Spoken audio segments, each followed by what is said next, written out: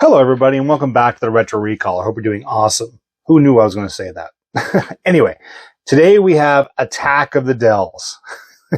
We have 3 Dell machines that have also all been saved from e-waste. That's right, machines that were tossed, sent to the place where these computers like to go to die. And so hopefully I've done it justice by taking every one of these 3 machines and seeing, well, first off, what's in them, what they came with, what we can potentially do to get them going, and that's what this episode's all about today. So let's get right to it.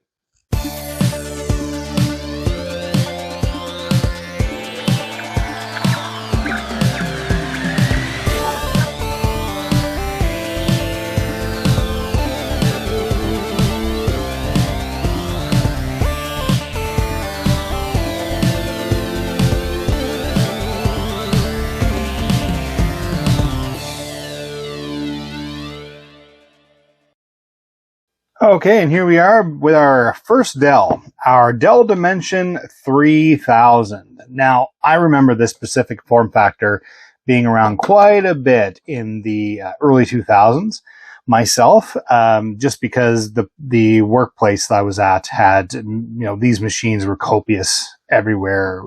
This design was notorious for that. And so, seeing this in the flesh definitely brings back a lot of memories. But yeah, let's just go over the actual tower itself. I mean, they were very commonplace, at least I felt, in the marketplace. But we just have a standard. It looks like it says rewritable on it, compact disc rewritable, so probably a CDRW that's in that. And then the Dell Dimension 3000, we have a power indicator, a hard drive indicator. Now, I don't know exactly what this is, other than it could have been a different type of proprietary drive of some sort. Or I'm not sure if it'd be floppy drive or not, but it'd be interesting to see what's behind that. And then if I remember correctly, no, I don't remember correctly. So a couple models I had, this flipped up here. So you could actually pull up on this and you could actually access additional items that are behind here. Like you'd have some front I/O. For example, you'd have USB, you'd have your audio expansions, things like that on the front. But hey, this doesn't have it, and that's fine. But we do have a couple stickers here. It says designed for Windows XP and Intel Celeron inside, or Intel inside Celeron. Now, I mean, that's a dead giveaway of what's in the system, assuming that it hasn't been modified. Now, all that said, we do have some front I/O and some spider homes here as well. So we have two USB ports, it looks like. Probably USB 2 if I were to guess, and my feeling it would be more like a headphone jack out. Or you obviously could hook up speakers if you really wanted to, but I think the purpose of that would be for ease of access to be able to do that. And then you have your branding on the side from Dell, which was very commonplace on their machines. And then on this side, on the back, we have all of our interfaces for our components out. So we have a power supply, and Spider seems to have lived in this machine for a while. Awesome. They got to hang out in Dell land.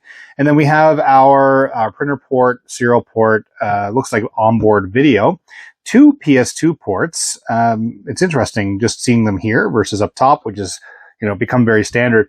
And then we have our built-on audio, 4 USB ports, and built-in RJ45 for Ethernet. Now, I am noticing one of the knockouts missing. So there would have been an expansion card of some sort in here, whether it was built on expanded video of some sort, or was it an enhanced sound card with some sort of game port to support some legacy? Who knows? It could be anything. But again, it's just not there. But goodness knows what we'll find inside. So we have our fan for our power supply, but we also have another fan here as well. So definitely aiming at adequate cooling in these. Now, obviously, with Dell or any sort of OEM, they have their own form factor and all those good things.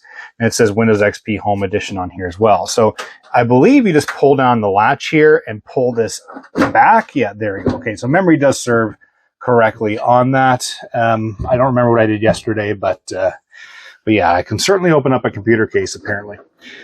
Okay, this one looks to be pretty much intact from what I'm seeing here, which is a nice surprise considering the e-waste systems that we've gotten in the past. And considering this is a Attack of the Dells special, it'd be very disappointing if they didn't have anything going here. So we have our optical drive up here, which does seem to be all connected. Yeah, so sure enough, it looks like a floppy drive could potentially connect here. And I see where, a caddy would be here to be able to hold that. It looks like that's missing or not part of it. So it'd be interesting to see that. And this is also interesting to see where the hard drive is. The hard drive is encased in this enclosure here. And, the thing about these proprietary cases is that they're color-coded. The releases and things like that are color-coded based on what you want to access. So in this particular case, we have a hard drive that's, locked in place. I imagine if I do some adjustments there, we can just slide that caddy out. And with that caddy out, then you'll be able to access the 4 screws. I imagine there's 2 screws on the other side as well. Now, that said, it may not have anything to do with this. And that screw back here also could be related to that. Again, I'm not working today to rip all this apart. I would like to restore it and get it up and going, get it all cleaned up and all that good stuff. But yeah, it's looking good so far. So we have our IDE cable here for our optical drive. And we have our other IDE cable going to our hard drive here. Now, that said, I'm pleased to see in an OEM machine that they have 2 cables for that purpose, that they didn't just do everything on a daisy chain. Now, I don't know, that's my preference, always keeping it separate like that. But yeah, it's good to see. Then we have our ATX power connector there. We do have a breakout or a header on the board for a floppy drive. So definitely, that's what the front is for. So pop that out and it would be one of those floppy drives that you take the front plastic bezel off and you would just utilize the front of the case for that. And then over here, we have it looks like a direct venting system for that fan that we talked about back here. And it just ideally would suck any, my understanding would be an exhaust for this. And pull air out of the system. That's my understanding of what I see here based on the setup. I can't imagine it would bring air into on top of this. It would try to get it out of the system. So that's my guess on that. We can only tell when we turn on the machine. And then we have our DDR memory here as well. That's clearly, I don't know how much is in there, but based on what I'm seeing here, I mean, it's mostly intact. So definitely good to fire this up here shortly to see if it actually turns on and works. So again, we have 3 PCI slots, our CR2032 battery down here, which no doubt is dead. If it's holding charge, that's great. We have a heat sink on the chipset, and that's what I'm seeing right here. Now, I'm not going to disable, I could dismantle all this. Actually, they make it pretty easy by the looks of things. Just pull it up and out. So yeah, so we just have a massive heat sink that's on here, and this is just designed to deflect the air that needs to go out there. But yeah, it's just really nice to see. And I'm looking at all the caps since we have it open now, and I'm not seeing anything that I would be worried about. For speaker, it does have one of those little PC speaker buzzer things, which is really awesome. I prefer that just because, for the system's purpose of testing and things like that, I'm not playing any sort of DOS gaming where it requires like the old PC speaker and all that stuff. So no need to have that. So yeah, I mean, it's looking pretty darn good for what it is. And even the inside of it is not terrible. I mean, the fans are caked with dust. I'm going to tell you already, if you didn't see that on camera, they are really cased with dust. But yeah, I'd be interested to see if this little guy stands up for itself and turns on. So let's get the bench all set up with our keyboard, mouse, monitor, all the good stuff, and see if we can get this system fired up and, if it's a good candidate to restore. Okay, and here we are, all set up. And of course, we had to have the Dell monitor, Dell Quiet Key keyboard. I didn't have I only had a beige one, and a Dell USB keyboard or mouse. I mean, heck, you can't do this with attack. You can't have a session of Attack of the Dells unless you have all Dell hardware. So, yeah, let's hit this power button and see what happens. I'm hearing it powering up so far, looking good.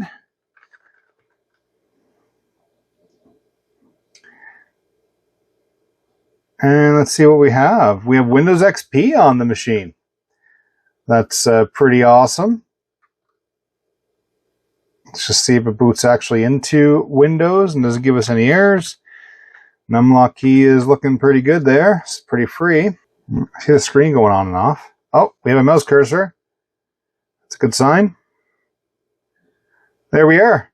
We have the Windows login screen. Look at the users. Adele has a user account. I love it. Love it. And we have user 1 and user 2. Very, very unique. I'm just wondering if this was set up or wiped or anything like that before it was tossed to the side of the road, so to speak. So I'm going to pick Adele just because it's there and I have to. Just you would. Let's click on it, see what happens. Loading your personal settings. Oof. That sounds horrible.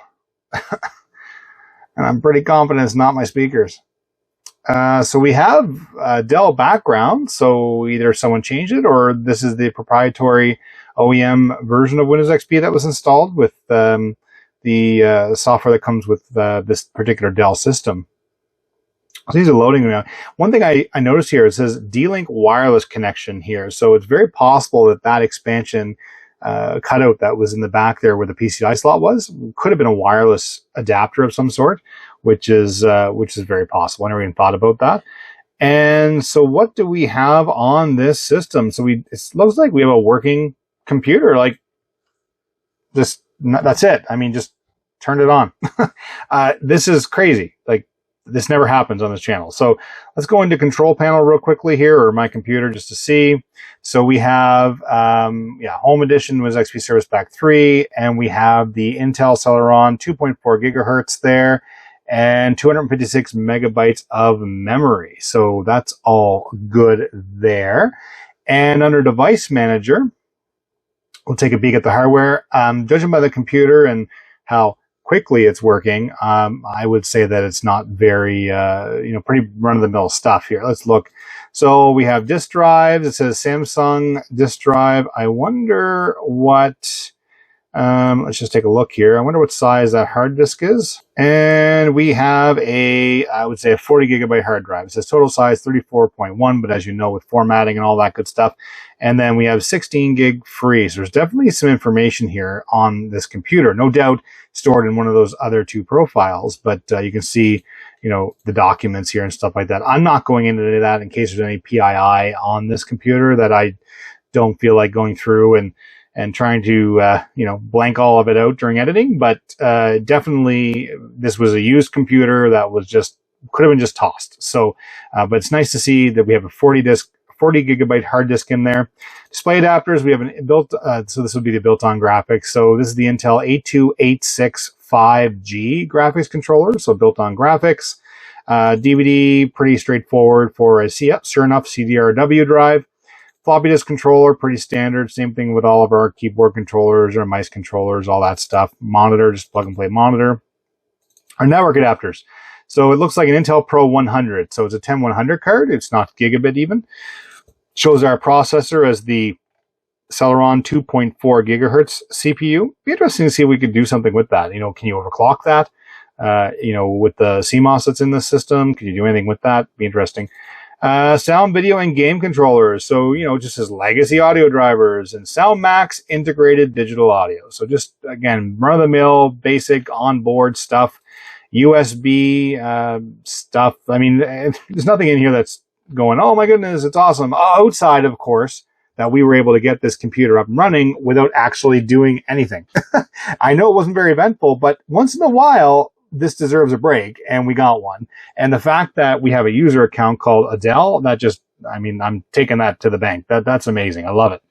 It looks pretty good. I mean, it's snappy once it starts to, kind of warm up here and operate. But let's move on to the next computer and see what kind of trouble we can get into with that one. And here we are with Dell number 2. Maybe this is a Dell sister. Yeah, I worked all day on that one. I don't know. All right, Dell Dimension 5150. So the other computer was a Dimension 3000. So they're keeping with the similar nomenclature for their systems at this point. And it gives a whole bunch of different customer care information for if we wanted to contact support, which is great for the end user. We have a missing optical drive of some sort. We have a cutout for a floppy drive, but not in use. Similar to the other machine, we have a couple of USB ports here for front I/O. It's always convenient to have that instead of having to crawl behind the computer, having to plug things in and all those good things. And then we have our, looks like a headset, and this time that we have a microphone, which is awesome. We have the Dell symbol there. We have some ventilation by the looks of things, and we have design for Windows XP, but Windows Vista capable. Define capable. Like I said, I've said this before, Windows Millennium Edition, I've loved it. I think it got a bad rap. I think it was user intervention issues and you had to get proper drivers and all that stuff. But Windows Vista, I had nothing but problems with Windows Vista. I tried everything I could. I gave it the benefit of the doubt. I did the driver thing. And I never believed when computers said it was capable of that. You had to make your own judgment when you went through that. Now, my opinion only. So Intel processor is a Pentium D inside. So the desktop version, there's Pentium M, Pentium D, and a few other of that era, but definitely interesting to see here. And we'll just keep on going around the system. So again, Dell very famous for putting their branding on the side of the system. I mean, it stood out. This is definitely different with the space cutout here. Now, again, looks like just a big fan that's in here, like big ventilation area, which is always good for any computer, regardless of what performance it is. And we have tons of more ventilation in this computer, which is also wonderful. Now, on this side here, we have our power connector for our power supply. We have a little bit more variety when it comes to this built-on sound for the system itself, which is nice to see. So more hookups for more speakers, more surround, so more multimedia focused. And then we have built-on video as well. And this time we have 5 USB ports. Now, I'm not sure, I mean, again, I think they're probably all USB 2 or a variety of USB 1 and USB 2. USB 3, I don't believe was out at this point yet. And then we have our connector for our built-on Ethernet, and none of our cutouts are out there, but it's looking to be in good shape, minus the optical drive. Let's take a look here to see if I can somehow get this computer opened. There we are. We have that open. That is a solid case. I mean, guys, this is just heavy duty metal. Oh, geez. That's nice to see in the computer. You don't get that anymore today. You know, you have all these new computers that are just thin sheet metal and quite frankly, not really good. Okay, so let's look inside here. What do we have? All right, so we have a motherboard, a very large motherboard actually for what it is. It looks like a PCI Express that's here for expansion for, looks like a 16 lane and a 1 lane. And then we have I believe a floppy disk connector that's here, which is good. And then we have a couple of PCI expansions. Overall, not a bad looking motherboard. Definitely needs cleaning. The computer is much dirtier than the other systems that we have been involved with and looking through. And then the other thing to note is I'm not seeing a hard drive in here at all. So it's definitely been removed from the system. And also the RAM has also been removed from the system as well. That's kind of disappointing. So I'm going to get some RAM because I want to see if this fires up at least to the CMOS. And I want it to complain. I want it to tell me the battery is dead and all those good things, because then that means there's hope that there's power to the board, and not that the board, for whatever reason, stopped working. And the reason this was tossed to e-waste would have been just because they, for whatever reason, couldn't get it going. But it'd be nice to see if this gets up and going. And everything looks intact in all the capacitors that I'm seeing. I've been yapping away here. I have not noticed any corrosion or anything that would give me any pause to turn this on. So that's really good. And of course, I can't give you any idea of what the power supply is going to do, but we're going to find that out as we go. Again, extremely filthy inside. From what I'm seeing in the front vent here, it's full of dirt as well. No doubt the ventilation setup here is full of dirt as well. So, you know, when we go, hopefully if this gets fired up to the CMOS, we'll be able to do this in a future video where we take it all apart, we do a complete cleaning of this and get it up and operational again, which is just exciting to see these old systems that are thrown to the curb all of a sudden working again. So let's get the bench all set up. I left this on the bench just because I knew we'd have to do this. So let's get it all set up and get ready to see if we can test this and get it fired up. And here we are back on the bench, all set up with our Dell Dimension 5150 tower. I put in 2 sticks of memory, DDR2 memory into this computer, just because, again, it didn't have any memory, so I wanted to get that installed. I haven't tested anything just yet. The monitor's all ready to go. Now, I couldn't use the Dell keyboard. Very sad I couldn't. Again, all because it has the PS2 connector on the bottom, or on the end. But now I do have this beautiful keyboard right here, this foldable keyboard that's portable. It's a USB keyboard by Targus, and I had used it quite a bit. Growing up, I got this when I was a kid, and it's just great. You know, I mean, for portability, mind you. For long-term typing, I mean, I prefer a real keyboard, but I mean, it works just fine and feels just fine, and will work for our purpose today. And the video is not about this keyboard. It's about this beautiful machine here. Now, let's see if it starts up.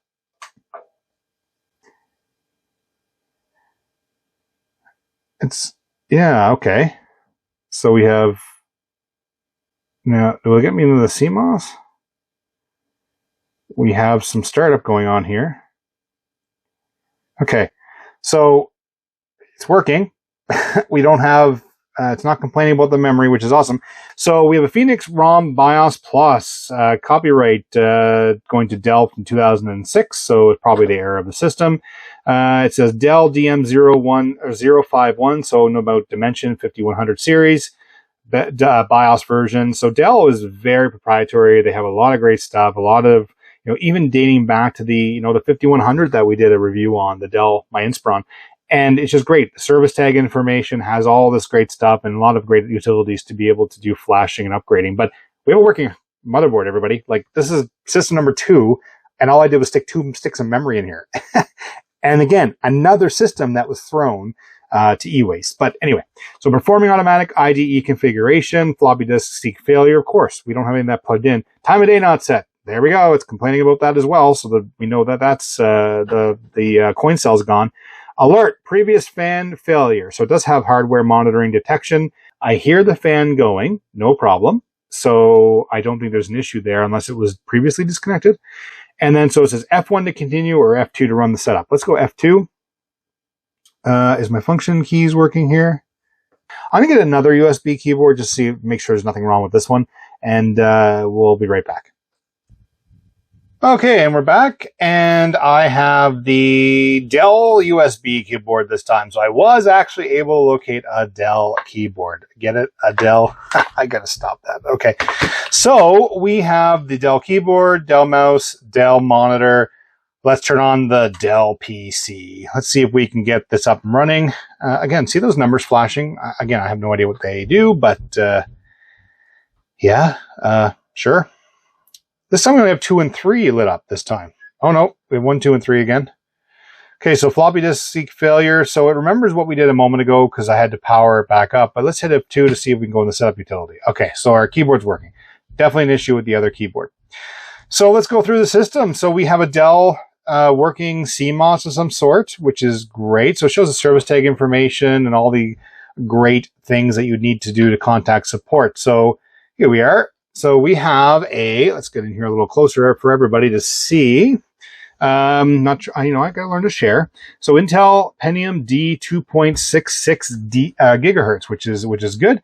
And then it shows our bus speed, L2 cache, all of our multiple core capable, yes, dual hyper-threading capability, no, and then 64-bit, of course. But it says none of the fields are changeable. No doubt you can change and tweak these things ideally elsewhere. Memory info, so it shows 1.5 gigabytes of memory. It shows DIMM 1 is 512 and DIMM 2 is 1 gigabyte. It's interesting that it shows, you know, tells you all about the memory, which is great. So PCI information, nothing's populated. Really good hardware monitoring system or hardware detection system here, which is nice. Date and time, I'm not going to bother changing that because we're not looking at restoring this system, but I'm excited to get this actually restored because we have a working system here, everybody.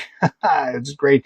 So drives, no drives. We don't have anything installed. Onboard devices. So this is where you configure integrated NIC, audio, and USB controllers.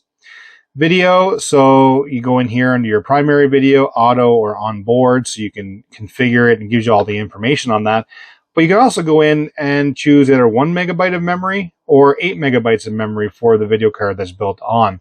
Now, ideally, what we would do if we were to restore this, we would do something in terms of expansion. Now, it does support the PCI and the PCIe 1 and 16, so it definitely gives us some options for expandability and being able to restore this to, you know, a decent system. Now, leave a comment down below on what you'd like to see this particular system get upgraded to, you know, when it comes to hard drive, when it comes to video card and operating system. Very curious to see what everyone thinks. So performance. So in here, you can go into multiple core on and off. We have it on. Acoustic mode for the hard disk drive, or HDD acoustic mode. I've never heard of that outside of, oh yeah, okay. So quiet is slower access, but quieter, and all the way up to faster, but possibly noisier. Give me all the clicks. I don't mind that at all. Security, power management, I mean, pretty straightforward. Maintenance, what do we have here? Service tag information, load your CMOS defaults, and, you know, your event log and all those things. So yeah, we had an error and then it cleared it for us once we restarted the computer. Post behavior, fast boot, numlock keys, post hotkeys, and keyboard errors. Everybody watching, we have a working computer here. This is great. You know, everything's just responsive, everything's lit up, everything's working great. I mean, that's what happens. I mean, we have all Dell hardware here, everybody, and it's working just fine. So system number 2 of the attack of the Dells is working just great. Yeah, let's move on to number 3 and see if we can get that system up and going as well. And here we're back with system number 3 of the Dell saga here. So we have a Dell Optiplex GX400. Now, I will tell you, this system is extremely heavy. You know, compared to the other two, I mean, the other two are heavy enough, being such, you know, decent systems. This is it's almost server heavy. And so, yeah, I just wanted to say that out loud. Now, my understanding from the Optiplex is, because I believe Dell still makes Optiplex as a brand, as a moniker, but I think these were designed for business use. So much more higher end, much more robust, more performance, things like that. So we have 2 drives. It looks like a compact disc rewritable, and just looks, oh, it looks like both. So it looks like we have 2 compact disc rewritable drives. Blank space up here. We have a floppy drive that looks to be populated. Didn't eat my finger, so that's good. Then we have our service tag information on the front. I mean, businesses weren't too picky with, assuming this was used for business, too picky with looks. Throw it on the front and let everybody, you know, in terms of IT or whatever, utilize and get the system up and going. So we have designed for Windows XP, and then we have an Intel Pentium 4 system here as well. I'm going to just turn it around here. Oh, my goodness, like I said, everybody, it's just so heavy. You can hear me dragging it on the mat here.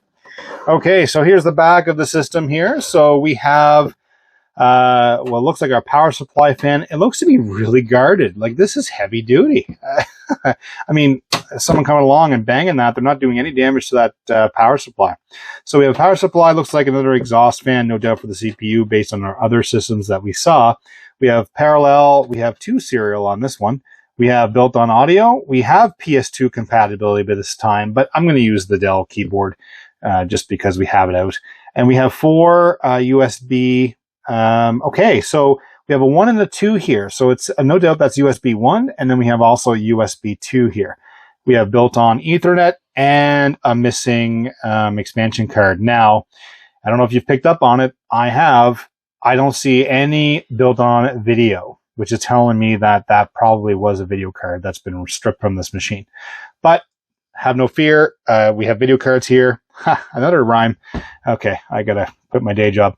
So let's open up this system here on the side and just see if, I mean, it's already halfway out here. So Okay, here we are with the side of the panel removed from the computer. And yeah, I mean, this machine is just built. I mean, it's a solid steel. Okay, so we have a couple of IDE cables here. It looks like the cables have been removed from the back of the optical drives, which I'm going to leave undone for this video. There's no point in hooking them up for now. We have a floppy drive, which is connected by the looks of things, and looks to be connected to the board itself as well. We have from what I'm seeing here, a decent, let's see if we can get this better view for everybody. A decent motherboard in here with lots of expansion for an OEM computer. I'm quite impressed with that as well. So we have 5 PCI and looks like an AGP slot here for the video, and sure enough, that's probably what was removed here. Now, I'm seeing some power disconnected from this computer, including from the hard drive. It does have a hard drive, which is nice. Let's just plug that in. Let's just see, because it'd be interesting to see if we can get this fired up and what it does. And look at this. I mean, that's that's new to me. So with this system here, it looks like the power supply just kind of lifts up, and yeah, I'm not going to take it out, but it's like a little assembly system that allows me to remove it completely if I want to from the chassis to work on it. So yeah, I think that's pretty darn neat. But through that process, though, I'm noticing that we don't have the power connected. Now, I'm pretty confident there's a reason why it was disconnected. But hey, let's take the risk. We found this on the side of the road, so to speak. So let's get it kind of all connected there, just to see. Now, we do have memory. It looks like 3 of the 4 bays or slots or whatever are populated with memory. I mean, outside of that, I mean, everything else looks pretty darn good here. Let's get an AGP card plugged into this machine and see if we can get it all set up and see if it'll fire up. Okay, and here we are with system number 3 all set up on the bench, and I threw a AGP, I believe it's a Rage 128 Pro video card in there just to get it going. So yeah, let's hit the power button, see what happens. Can we have 3 for 3?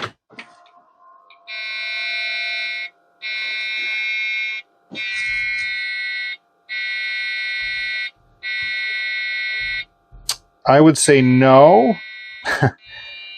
It almost sounds like it's complaining about memory. I just don't know the postcodes beeps. Let's take a quick look at that. Let's kind of reset the memory there. Okay, so I've tried several things here. I tried a different video card. I tried the PCI card. That didn't work. And then so I started swapping the memory around, and I noticed this. I have never seen this type of RAM before. If this is special RIM RAM, for example, or something, I haven't seen it before. Obviously heard about it, and it's very possible that this system takes that. But yeah, so I've swapped these around. I've changed them different ones. I tried some contact cleaner on there, and it didn't make any difference. So then I went ahead and popped in the post analyzer card because, hey, why not just take a look and see what it's doing in terms of posting, try to figure out what that is, and look what happens. That post analyzer card is not happy. Yeah, so, I mean, I want to get the system going. I think it has a lot of potential being as robust as it is. Well, not in this current state, but certainly this system is so well built, and having some, the unique memory and things like that in it, I think this has so much potential to get going. So if you know what the beep codes are, or if you know about a post analyzer doing that, I've never seen that in any of the testing that I've done before. This is system number 3 of Attack of the Dells, and yeah, we have a Dell down. we don't have it up and running. So yeah, let's get the bench all cleaned up and do an overall review.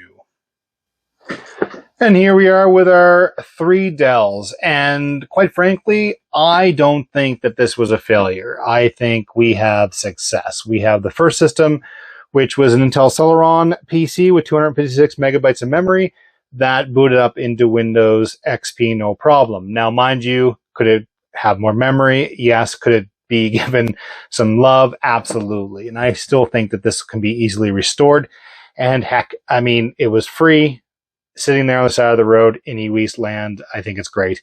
And I use the word side of the road figuratively. Of course, it was the eWeast center. And then we have the Dimension 5150 as well, which again boots into a perfectly working Dell CMOS. No issues. We have the Pentium D 2.66, I believe it was, with 1.5 gigabytes of memory, which I installed myself, so I know it's on there. So we were able to get it up and going, no problem. It would be really cool to see this system upgraded with more memory and a different type of video card, obviously, because it doesn't have anything outside of the onboard video, as well as an operating system. So again, comments below, everybody. Let me know what you'd like to see that, and I'll gladly restore that computer, no problem, and get this up and running, which is great. Now, the beast of the show. I'm still winded by this system because it's so darn heavy, but I'll tell you, I'm kind of disappointed we didn't get this at least posting. I could easily turn this into a restoration video, spend quite a bit of time on this, see if we can get this going. I'm going to rely on the community here for this because I'm really curious if anyone has experience with that, you know, the 5 long codes and then a couple of longer codes, but all equally spaced, and letting me know, you know, what is that? And the post code analyzer just going bonkers. And I have no idea what that is. You know, could it be a bad CPU? Could be a bad power supply?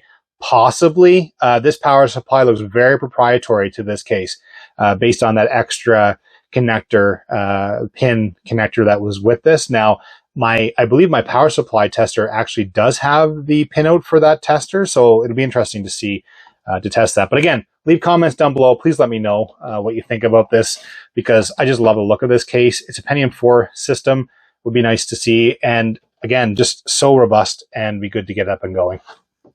So here we are, Attack of the Dells. Pardon all my puns. I had a lot of fun doing this with everybody today. I really appreciate everybody spending the time with me today on this because, again, I just had a rare opportunity to get these systems. So I said, you know what, let's grab these and see what we can do to rescue them and or share them with the public and everyone on this channel. If you liked today's video, please give it a thumbs up. If you haven't already, please hit that subscribe button. It really helps me out when you do that.